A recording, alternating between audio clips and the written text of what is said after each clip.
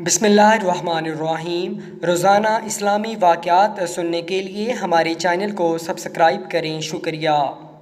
ہمارے نبی صلی اللہ علیہ وآلہ وسلم ایسی چیزیں استعمال نہیں کرتے تھے جس میں بدبو ہو، اگرچہ وہ حلال ہوں۔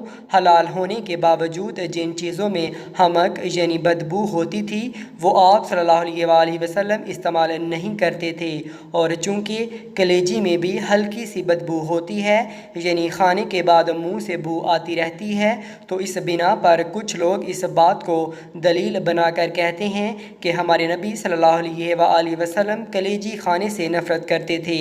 کلیجی خون سے بنتی ہے، اس لیے اس میں بو تو ہر وقت موجود رہتی ہے، لیکن کیا واقعی ہمارے نبی صلی اللہ علیہ وآلہ وسلم نے کبھی کلیجی نہیں کھائی تھی؟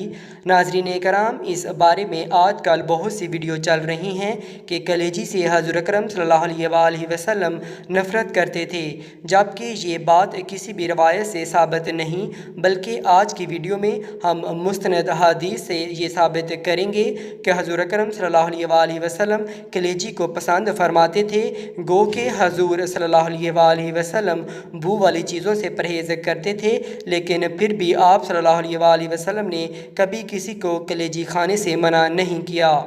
کلیجی کھانے کے بے شمار طبی فوائد بھی ہیں جنہیں ہم ویڈیو کے آخر میں جانیں گے۔ آئیے اب بات کرتے ہیں کہ کلیجی کے بارے میں شریعت اسلامی کیا کہتی ہے۔ آیا کہ ہمارے پیارے نبی صلی اللہ علیہ وآلہ وسلم کلیجی کھایا کرتے تھے یا نہیں؟ کیا انہوں نے کلیجی کے بارے میں صحابہ کرام رضوان اللہ اجمعین کو کلیجی کھانے کی ترکیب دی یا نہیں؟ ہم آپ کو سرور کائنات حضرت محمد صلی اللہ علیہ وآلہ وسلم کے ارشادات کی روشنی میں کلیجی کے بارے میں بتاتے ہیں کہ جس چیز میں اتنے زیادہ فوائد ہیں، آیا کہ وہ حلال ہے یا نہیں؟ ابن ماجہ کی حدیث ہے کہ حضور صلی اللہ علیہ وآلہ وسلم نے فرمایا، تمہارے لیے دو مردار اور دو قسم کے خون حلال کیے گئے ہیں۔ دو مردار تو وہ مچھلی اور ٹڈی ہیں، جبکہ دو قسم کے خون کلیجی اور تیلی ہیں۔ ناظرین گرامی، صحیح مسلم کی حدیث نمبر 1807 ہے کہ حضرت بلال نے ان اونٹوں میں سے جو کہ لٹیروں سے چھینے گئے تھے ایک اونٹ کو ذبح کیا اور اس کی کلیجی اور کوہان کو رسول اللہ صلی اللہ علیہ وآلہ وسلم کے لیے بھونا۔ اسی طرح امام بہقی روایت کرتے ہیں کہ سیدنا بریدہ رضی اللہ تعالی عنہ سے مروی ہے کہ نبی کریم صلی اللہ علیہ وآلہ وسلم عید الفطر کے دن اپنے گھر سے کچھ کھائے پیے بغیر نہیں نکلتے تھے، اور عید الاضحیٰ کے دن نماز عید سے فارغ ہو کر آنے تک کچھ کھاتے پیتے نہ تھے، اور آپ صلی اللہ علیہ وآلہ وسلم قربانی کے جانور میں سے ابتدا کلیجی تناول فرمانے سے کرتے تھے۔ اس حدیث سے یہ ثابت ہوتا ہے کہ قربانی کرنے کے بعد سب سے پہلے جانور کی کلیجی کھانا ہمارے پیارے آقا صلی اللہ علیہ وآلہ وسلم کی سنت ہے۔ اسی طرح صحیح مسلم کی حدیث نمبر 2056 ہے کہ حضرت عبد الرحمن فرماتے ہیں کہ ہم حضور صلی اللہ علیہ وآلہ وسلم کے ساتھ 130 آدمی تھے۔ آپ صلی اللہ علیہ وآلہ وسلم نے فرمایا کہ کیا کسی کے پاس کھانا ہے؟ ایک شخص کے پاس 1 صاع اناج نکلا، یا تھوڑا کم یا زیادہ، پھر وہ سب کچھ گوندا گیا۔ پھر ایک مشرک آیا جس کے بال بکھرے ہوئے تھے، لمبا، بکریاں لے کر ہانکتا ہوا رسول اللہ صلی اللہ علیہ وآلہ وسلم کے پاس پہنچا، تو آپ صلی اللہ علیہ وآلہ وسلم نے فرمایا کہ تو بکری بیچتا ہے یا ہدیہ دیتا ہے؟ اس نے کہا کہ نہیں، بیچتا ہوں۔ آپ صلی اللہ علیہ وآلہ وسلم نے اس سے ایک بکری خریدی تو اس کا گوشت تیار کیا گیا، اور آپ صلی اللہ علیہ وآلہ وسلم نے کلیجی، گردے، دل وغیرہ کو بھوننے کا حکم دیا۔ حضرت عبد الرحمن کہتے ہیں کہ اللہ کی قسم، رسول اللہ صلی اللہ علیہ وآلہ وسلم نے 130 آدمیوں میں سے ہر ایک شخص کو اس کی کلیجی وغیرہ کا ایک ٹکڑا دیا۔ جو شخص موجود تھا اس کو دے دیا، اور جو موجود نہیں تھا اس کے لیے رکھ لیا۔ پھر آپ صلی اللہ علیہ وآلہ وسلم نے کھانے کے لیے 2 بڑے پیالے نکالے، اور ہم سب نے ان 2 پیالوں میں سے کھایا اور سیر ہو گئے۔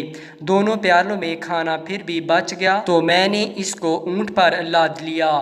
اللہ اکبر۔ تو ناظرین گرامی، حضور صلی اللہ علیہ وآلہ وسلم کا کلیجی کھانے کو پسند فرمانا بہت سی احادیث سے ثابت ہے، اور یہ بھی افضل اور سنت ہے کہ جب بھی آپ کوئی جانور قربان کریں تو سب سے پہلے اس کی کلیجی को खाएं। आप ये जानकर हैरान होंगे कि जन्नत में सबसे पहले मछली की कलेजी जन्नतियों को खिलाई जाएगी। दोस्तों, हम सब से ये गुजारिश करते हैं कि कलेजी का इस्तेमाल ज़रूर किया करें। इसका खाना सुन्नत है और मेडिकल के लिहाज से इसका खाना सेहत के लिए बहुत ज़्यादा फ़ायदेमंद है। कलेजी एक ऐसी डिश है जिसे कुछ लोग तो बेहद पसंद करते हैं जबकि कुछ दूर भागते हैं, लेकिन कुदरत की हर चीज़ में कोई ना कोई फ़ायदा छुपा होता है। कलेजी का भी यही हाल है कि ये हमारे लिए किसी ग़िज़ाई ख़जाने से कम नहीं।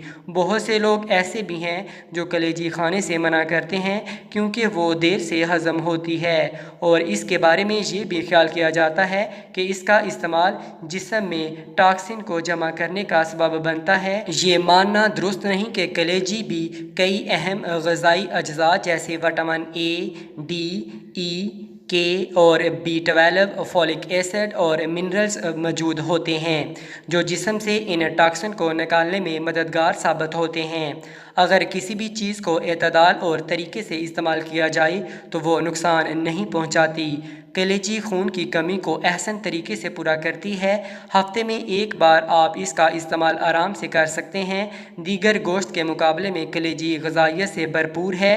इसमें कोई नामियाती जहर नहीं होता है। सच तो ये है कि कलेजी आपके जिस्म से टॉक्सिन को जमा करने के बजाय खारिज करती है। थकावट से लड़ने में इसकी तासीर बेहतरीन है। कलेजी विटामिन्स, मिनरल्स और फैट से भरपूर होती है। आपका जिस्म विटामिन बी कलेजी में मौजूद कॉपर आपके मेटाबॉलिज्म को सपोर्ट करता है। आप अपनी कॉपर हासिल करते हैं और अगर आप 3 औंस कलेजी का mg रोज़मर्रा के ग़िज़ा से 0.9 तक हासिल कर सकते हैं। दुम्बे की कलेजी 12 mg इस्तेमाल करें तो आपको आधी मकदार देती है। नाज़रीन, बहुत से लोग ख़ुसूसी तौर पर हामला औरतें आयरन की कमी का शिकार होती हैं जबकि कलेजी आयरन का ख़जाना है। कलेजी ग़िज़ाइयत से भरपूर होती है। अगर आप उसे अपनी खुराक में शामिल रखें तो बहुत सी दामी बीमारियों से बच सकते हैं। ये हमारे दिमाग को सेहतमंद रखने में मदद करती है। आसाबी निज़ाम की कई बीमारियां विटामिन B12 की कमी से होती हैं, तो अगर आपको ऐसी किसी भी अलामत का हल्का सा भी अंदेशा हो जिसे सोचने और याद रखने में दुश्वारी, आसाबी और नफ्सियाती बीमारी, कमज़ोरी, तवाज़ुन की कमी, हाथ और पैरों का सुन्न होना और परेशान कुन डिप्रेशन, तो विटामिन B12 के हसूल के लिए आप सेहतमंद जानवर की कलेजी को इस्तेमाल कर सकते हैं। मज़ीद इस तरह की वीडियो सुनने के लिए हमारे चैनल को सब्सक्राइब करें। शुक्रिया।